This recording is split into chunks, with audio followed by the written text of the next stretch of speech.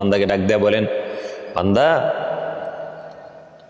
তুমি আজকেও ফজর পড়লা না, কতদিনও ফজর পড়লা না।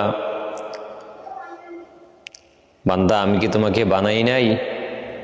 ওরে গোলাম, তুমি ফজরের তোমার হাজিরা নাই, জোহরও তোমার নামাজের ওয়াক্ত মিস, আসরও তোমার নামাজ মিস। তুমি কি নিয়ে কবরে আসবা? কি হিসাব দিবা তুমি? তোমার রিজিক কোথায় থেকে আসবে? তোমার নামাজ তোমার ভিতরে নাই, তুমি কি নিয়ে থাকবা? বান্দা আমি কি তোমাকে একবার বানাই নাই? কারণ তিনি বলেন, ইয়া আইয়ুহাল ইনসানু মা গররাকা বিরব্বিকাল কারীম।